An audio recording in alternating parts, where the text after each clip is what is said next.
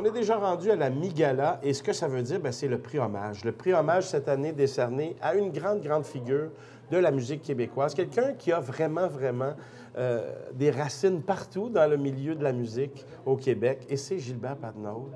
Vraiment, quel plaisir, parce que nos chemins se sont croisés. Oui, à certains moments. Quel plaisir de vous voir ici, de vous voir à la retraite ou presque. À la retraite, en tout cas, des petits chanteurs, oui. mais avec des milliers de projets en tête, j'imagine, immédiatement. Oui. Mais là, parce que moi, c'est écrit sur ma feuille, Gilbert Patnaud lui-même. Lui-même va être là. Comment vous vous sentez avec ce prix Hommage cet après-midi? Oh, c'est sûr, heureux d'avoir reçu. Je serais vraiment... je manquerais de sincérité si je disais que ça me laisse indifférent. Ouais, mais j'ai surtout, avant d'être heureux, j'ai été surpris. Surpris? Ah oui, qu'on ait pensé à moi. Vraiment, et même j'ai été surpris ces dernières années. Beaucoup de gens me saluaient, puis tout ça. Mais voyons, j'ai fait mon travail. Oui, mais M. Patnaud, c'est quand même, c'est 38 ans? 38 ans, au oui. Petit chanteur du Mont-Royal. Oui. Et c'est aussi des tonnes d'autres projets de chœurs, oui. de femmes, d'hommes, d'opéra, de création. Oui. C'est très important. Ah, c'est sans arrêt, je le sais. Mais je ne m'arrêtais pas. Et même un jour, ma fille Rachel a décidé de faire les éditions de l'Historlet parce que j'étais le genre, si on me demandait une pièce ou quelque chose, à aller la chercher, mais toute démantibulée, toute des bribes. Elle dit, bon, on va s'arrêter, on va éditer des choses. Ouais. Et ça a été la première raison, c'est de mettre de l'ordre dans tout ça. Ouais. Et au fond, je suis un peu comme ça. Une fois qu'un projet est réalisé, il ne m'intéresse plus vraiment. C'est parce qu'il y a d'autres choses déjà. Oui, c'est ça. Mais des arrangements, des compositions, il y en a des milliers. Là. Il y en a vraiment.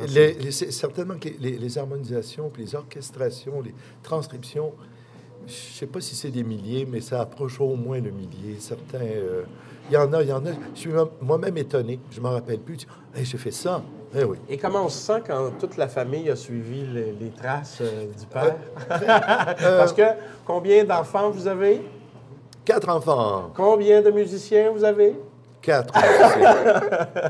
C'est quand même assez fabuleux. Oui, hein? oui. Mais c'est une bonne question d'un point de vue parce que ma femme et moi, quand on a commencé notre vie de famille, nous nous sommes dit, est-ce qu'on les force à apprendre la musique? Et il y a beaucoup d'enfants de musiciens qui, au contraire, ont été comme dégoûtés. Oui, bien sûr. Et on s'est dit, non, on ne les forcera pas, mais par contre, on va les mettre en situation où ils pourront, s'ils le veulent, décider. Ouais. Et si nos enfants nous avaient dit, non, ça ne nous intéresse pas, c'est leur décision. Oui, il n'y aura pas eu de crime ou quoi que ce soit. Mais je pense qu'un des chemins, ça a été le chant choral. Ouais. Et évidemment, les deux petits chanteurs. Et ça rallie la famille. Ça rallie. Et aussi, les deux filles ont dit, oh oui, c'est bien, les garçons, mais nous. Et c'est pour ça qu'il y a eu la fondation des Voix d'Elle, entre autres, qui sont devenues aussi les filles de l'île, parce qu'elles ont vieilli. Alors, ce monde du chant choral, qui est un monde aussi très social, c'est très humain. Et je pense que ça a fait le pont entre notre famille et leur adhésion à la musique. Ben nous, on est très contents que vous, comme enfant, vous ayez décidé de faire de la musique. Merci. Félicitations pour ce prix Hommage, vraiment incroyablement mérité. Merci. C'est un plaisir et un honneur de voir que vous avez ce prix-là. Bravo, Gilbert Patnaud, prix Hommage des prix Opus 2018.